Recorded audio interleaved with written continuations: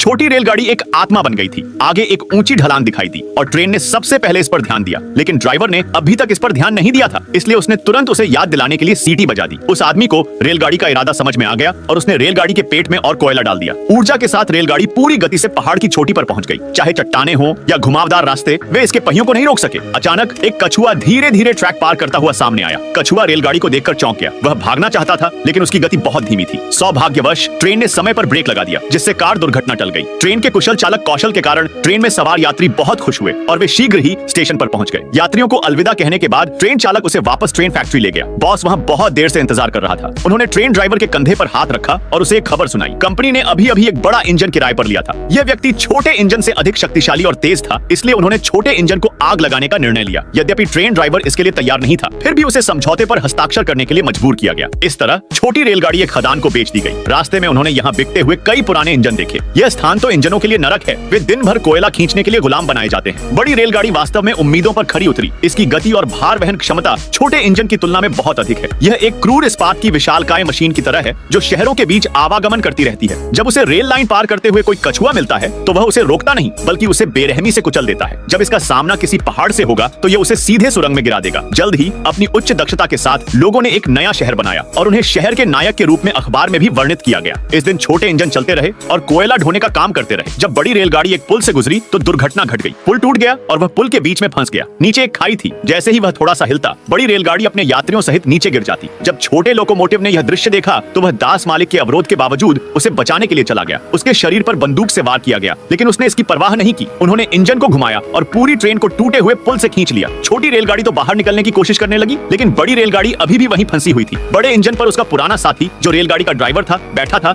इसलिए छोटी रेलगाड़ी बड़े इंजन को खींचने के लिए वापस चली गई। भारी बड़े इंजन के कारण छोटी रेलगाड़ी थोड़ी थक गई। सौभाग्य से चालक ने समय रहते शक्ति बढ़ा दी और आखिरी सेकंड में छोटी रेलगाड़ी ने बड़े इंजन को सड़क पर खींचने की पूरी कोशिश की, लेकिन अधिक परिश्रम के कारण वह भी स्क्रैप धातु में जा टकराया। छोटी रेलगाड़ी की आत्मा स्वर्ग में प्रवेश कर गई, जहां उसने उन लोगों को देखा जिन्हें उसने बचाया था। छोटी रेलगाड़ी को लगा कि वह मर चुका है, लेकिन वह मरा नहीं था। मैकेनिक के प्रयास से छोटी ट्रेन की मरम्मत हो गई। जब पुल की मरम्मत हुई, तो शहर का भी नवीनीकरण हुआ। अंततः इस छोटी रेलगाड़ी को एक नया काम मिल गया, जो कि एक पर्यटक रेलगाड़ी बन गई।